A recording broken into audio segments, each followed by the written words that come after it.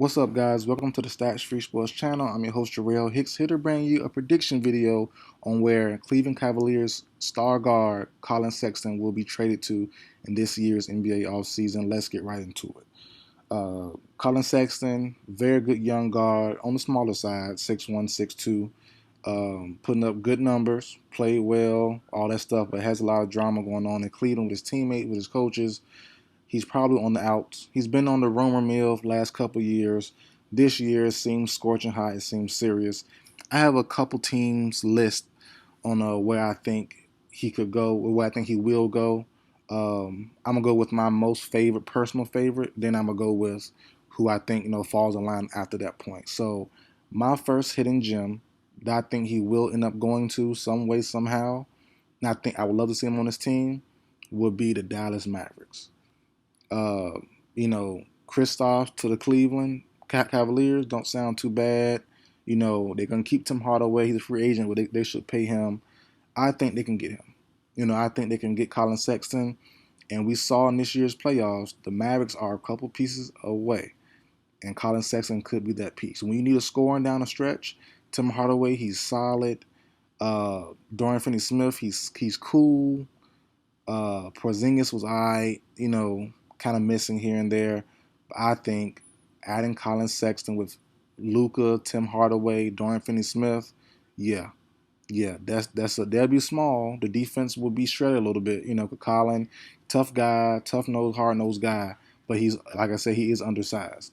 But I think you can add that scoring punch with Collin Sexton, who scores about 25 a game, somewhere around that range. That'll be a great fit. That's my personal favorite. My number one choice for Collin Sexton's landing spot.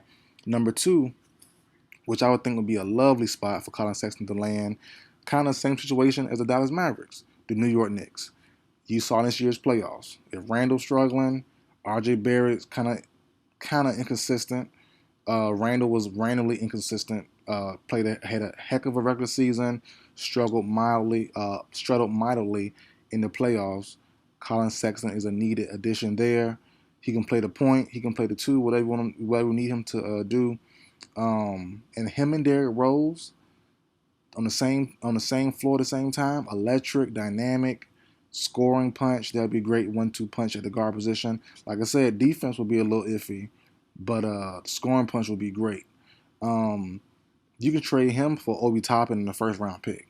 I think that's easy. And Obi Toppin, I think, is a bust. Not bust, but he doesn't not gonna live up to potential. Well, that's technically a bust, so I'm gonna keep it. He won't be as we thought he was coming out of college. He's a tweener. Didn't shoot the ball that well this year. I think getting rid of Obi right away would be a good choice in my opinion. And paying Julius Randle obviously, and trading Obi Toppin for Sexton would be good in my opinion. I like that move a lot. That's my second favorite choice. Excuse the background ambulance are riding by. Next would be the Lakers. The Lakers, you know who they're giving up. Kuzma, obviously. They're gonna give up Kuzma in a future first or second, whatever. But yeah, Kuzma is in this deal for sure. Kuzma and Drummond have definitely been saying their 2 cents on Twitter and social media the last couple days and weeks about how they're used and what their potential could be, so on and so on. So I think it's time for Kuzma to go. He's been rumored to go for a while anyways. He's been in every trade rumor possible.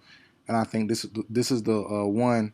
I know the Cavaliers drafted Isaiah Okoro, something like that, whatever, from Auburn. He's my favorite player from last year's draft, to be honest. I love LaMelo. I like Anthony Edwards.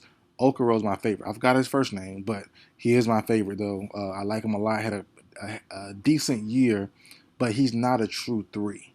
6'4", 6'5", slide him down to the two, back up two, whatever, and have Kyle Kuzma starting three. I think give him a chance to shine, move from LeBron, get his own, not his own team, but a different situation like Ingram, like Lonzo. Let's see what he can do. I think Kuzma would do good in Cleveland. And next, the fourth option, I would say, oh yeah, and plus the Lakers need scoring, obviously. They need someone who's going to handle the ball. They need someone who's dominant. And I think Collin Sexton will be there in LA. Him, AD, LeBron, very good matchup. A very good team. I would say very good dynamic. And we keep saying this. LeBron needs a guy who will score. Sexton will score. He will do that.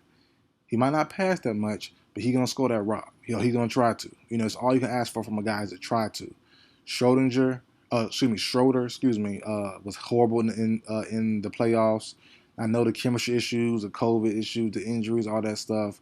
But yeah, I'm not paying Schroeder over 80 million, over 70 million, me personally. So yeah, trade Kuzma for Collin Sexton, and you're fine right there. And then lastly, I will go to the Clippers, my fourth team. I'm gonna stop it there. My number 4 team, the Clippers. Um, Ivan Zubac, Trey Mann should be enough to get Collin Sexton. He's needed. Trey Mann was played well, got hot down the stretch. But like I said, that 25 a game, that 20 a game for Collin Sexton will be handy, especially like this year. Paul George or Kawhi goes down, Sexton can still bring the same. He can step up and bring that punch that Trey Mann and Morris and these guys had to fill in to do in certain games, and they were spotty in certain games. Collin would step up and be that legit second scorer to Paul George or Kawhi if one or the other were to step down or to fall, get injured or COVID or whatever for next season. So that's my top teams, my top 4 teams. My personal favorite is the Mavericks, followed by the Knicks, the Lakers, and the Clippers. But that's it for the video, guys. Like, share, comment, subscribe. I will see you guys next time.